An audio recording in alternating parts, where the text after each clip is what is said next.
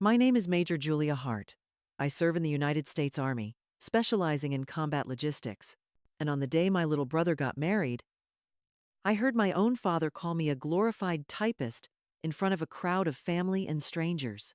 It happened at the reception, right around the time the waiters were passing out champagne and the jazz trio was easing into their second set. I had just stepped away from the dance floor to grab a drink when I heard his voice, loud and clear across the room. "That's my daughter," he said, laughing. "She punches keyboards for the army in a fancy uniform." There was laughter. Some of it polite, some of it real. I froze mid-step, not because I was surprised, but because I wasn't. I had heard versions of that joke before, always wrapped in the same kind of smile that asked me to laugh along. I didn't. Not this time. The room didn't fall silent or gasp. People just kept sipping their drinks and nodding like it was nothing. But inside me, something shifted.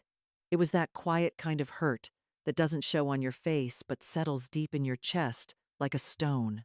I stood there for a second, holding my glass, watching him tell the story again to a new group of wedding guests.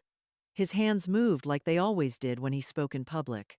Sure, practiced, commanding. He had been a Marine, retired now, but the kind of man who never really took the uniform off. Growing up, I wanted him to see me as something more than the daughter who could never quite live up to the real soldier standard. I made peace with the fact that I'd never carry a rifle into combat, but I had hoped, somewhere deep down, that the uniform still meant something to him. Apparently, it didn't. I looked around the reception tent. White linen tables, hanging string lights. My mother is laughing with relatives. My brother is dancing with his new bride. Everyone else seemed to be having a perfect night. I swallowed the sting, smiled at a passing guest, and nodded like nothing had happened. That's what you do when the person who hurts you is also the person who raised you. You learn to keep standing, even when your chest feels like it's caving in. You tell yourself it's just a joke, that it doesn't matter, but it does. And on that night, surrounded by music, wine, and good intentions, I realized something. I wasn't angry because he joked. I was angry because he meant it, and I wasn't ready to let that go. Not yet. I grew up in a house where discipline came before dinner, and praise came only after perfection. My father was a Marine through and through, and he brought that world home with him. To him, the measure of a person was simple. You either fought on the front lines or you supported from the sidelines. From as early as I could remember, I knew I wasn't what he wanted in a child. He talked about my brother like he was the future general of the family, even before he could ride a bike. I, on the other hand, was told to keep quiet during football games and sit straight at the dinner table. It wasn't that he didn't love me, he just didn't see me. Not in the way that counted. I wasn't the son. I wasn't the soldier. I was the girl who got good grades and set the table right. When I told him I wanted to apply to West Point, he barely looked up from the newspaper. "It's tough," he said, like it was a warning, not a challenge. And when I got in, his response wasn't pride. It was, "Let's see if you can handle it." I did, every damn minute of it. I ran on bloody blisters, memorized field manuals in the dark, and held my ground through nights where everything in me wanted to quit. And when I walked across that stage and received my commission, I searched for his face in the crowd. He clapped, politely, like a man applauding a speech he didn't fully believe in. That moment stayed with me longer than the ceremony itself. After that, I chose logistics because I wanted to be where the real work happened. Not the glory, the grind, the stuff that kept everything else running. It wasn't glamorous, but it mattered. And I thought, maybe, if I did it well enough, he'd finally see that. But no matter how long the hours or how dangerous the deployment, to him it was always a desk job. He'd ask me if I'd fired my weapon that month, or joke about how I probably had a nice air-conditioned tent while others slept in the dirt. I learned to smile, to nod, to shift the conversation toward neutral ground. Over time, it became like carrying sandbags. Every comment, every dismissive shrug, every offhand remark. I didn't even realize how heavy it had all become until I caught myself measuring every word I said around him. I edited my life down to bullet points I thought he could accept, even the good stories I held back. The time we rerouted emergency supplies through 3 continents in under 48 hours. The time I coordinated an evac under enemy fire. I'd start to tell him, then stop, knowing he'd ask one question. Were you in the fight? And if I said no, nothing else would matter. So I stopped telling stories. I let my medals gather dust in a drawer, and my reports stay unread. I watched my brother come home on leave and get wrapped in bear hugs while I got polite nods and questions about when I was getting out. It never got easier. I just got better at pretending it didn't hurt. Somewhere along the line, I realized I wasn't trying to prove myself to him anymore. I was trying to remember who I was beneath all the silent disappointment. I'd built a career, I'd earned my rank, but the only recognition I ever craved was from a man who refused to see past his own idea of a soldier. And maybe the worst part is, I still held out hope. Every promotion, every mission, every briefing I nailed, I thought maybe this time, he'll get it. Maybe this time, I'll hear him say, he's proud. But that moment never came. And somewhere deep inside, I started to accept that it never would. So I carried that weight, quietly, steadily, like a good soldier, until one night, under a white tent in Texas, the load got too heavy to ignore. It was somewhere outside Al-Hasaka, Syria, when the call came through. A special operations team had gone dark during a recon mission near a hostile checkpoint.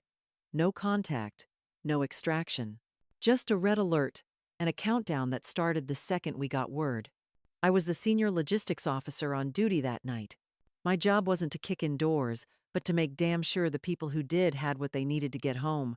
We didn't have hours, we had minutes. I pulled my team into a secure room with nothing but a map, a laptop, and a live satellite feed running on a grainy screen. The storm was already moving in from the west, with visibility dropping by the hour. But storms go both ways. They can hide you if you know how to use them. We rerouted a fuel convoy already on the ground in northern Iraq, cutting across terrain that hadn't been secured in weeks. I coordinated airlift clearance through Turkish airspace without triggering any diplomatic alarms. Meanwhile, someone on my team convinced a local fixer to lend us an unmarked van and a backroad map that wasn't even in the database. Every piece had to lock into place. There was no backup plan. We were threading a needle through a field of landmines and hoping the thread didn't snap halfway through. By the time the first drone picked up movement near the extraction point, we were already pushing out a second drop medical kits, ammo, and a thermal blanket coded for ID scans. I checked and rechecked the coordinates while my comms officer looped encrypted chatter through old fishing boat transmissions. It worked, barely. When the storm rolled in, so did the silence. No one spoke much. We sat in a dark, windowless room, listening for the signal that would tell us we hadn't just sent good people into a death trap. Then finally, just after 0400, it came through, packaged securely, moving out. The room let out a breath like we'd all been holding it for hours. I stared at the blinking cursor on my screen, watching its dot move toward the safe zone. I didn't cheer. I didn't speak. I just leaned back, looked at the ceiling, and let the silence wrap around me. No medals, no front-page story. Just a mission that worked. Because every single piece was where it needed to be. That was my job. To make the pieces move. To keep the storm from swallowing them whole. It was the kind of success you never put in a photo album. The kind of night you never mention at family dinners. Because no one claps for the chess player. They only cheer for the checkmate. And I knew, even then, that my father would never hear about any of it. Not from me. Not from anyone. He'd go on thinking I shuffled papers while the real soldiers did the work. And for a long time I let him. 2 weeks after that mission, I was called into a closed-door briefing room. There were no cameras, no fanfare. Just a senior officer handing me a commendation and saying, "Outstanding work, Major." I nodded, thanked him, and walked out with the citation tucked into a manila folder I couldn't show anyone. Back at base, a few people clapped me on the back. My team knew. They always knew. But outside that circle, the story stayed sealed behind passwords and clearance levels. When I flew home for the holidays, my father greeted me with a nod and a question about the weather. At dinner, he asked if I was still shuffling spreadsheets in the war room. My brother laughed. My mother changed the subject, and I just smiled, chewing my food slowly, swallowing more than just my meal. I wanted to tell him, not to brag, but to be seen, just once. But the words caught in my throat like a secret I'd learned to keep too well. So I let him talk about real soldiers and real danger. I sat there with my hands folded, my chest heavy with things I couldn't say. And when he said, "You've always had a nice, safe job," I just nodded like it didn't tear something inside me. Because in his eyes, I was still the girl behind the desk. The uniform didn't matter. The mission didn't matter. And no amount of silence breaking inside a war zone could speak louder than his assumptions. There's a kind of pride that never makes it to a mantle, a kind of service that doesn't come with applause. I wore that pride like armor, even if no one else could see it. Especially him. The reception was beautiful.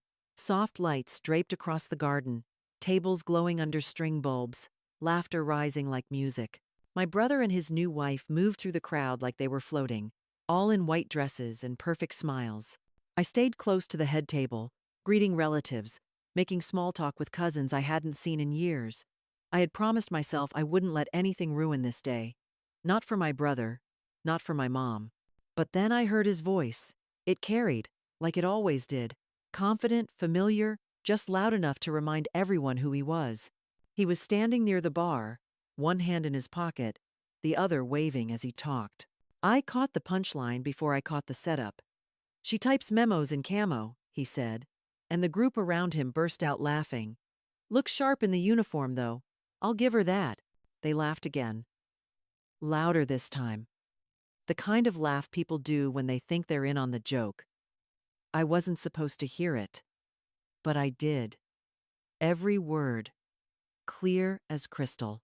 I didn't flinch, didn't look, just reached for a glass of water and kept my back turned. I'd been here before. In this moment, this silence, this slow burn behind the ribs that feels like shame, but isn't. It's a restraint. I smiled at the next guest who approached, complimented a dress, and accepted a compliment in return. My mouth moved on autopilot. Inside, I felt the weight of every other time he'd said something just like that and gotten away with it. Part of me wanted to walk over, interrupt, and ask him to say it again to my face. But I didn't. Because weddings are for peace. Because the weight of one more sandbag wasn't new. It was just familiar. And that's the worst kind of hurt. The kind you see coming, every time. And you still carry it, just so everyone else can enjoy the night. It started with a sound I didn't recognize. A teenager's voice cuts through the music and chatter. "Is that her on TV?" he said, just loud enough to make a few heads turn. I looked toward the back table. He was holding up his phone, screen glowing bright in the dim room. The people around him leaned in. One gasped. Another whispered something. Eyes already on me. Then it hit. My face. On the screen. Not in my bridesmaid's dress, but in full uniform. Standing in the Hall of Heroes at the Pentagon. A row of medals across my chest. My voice is coming through tiny phone speakers. This award is not mine alone. The sound seemed to drain from the room. Every head turned in slow motion.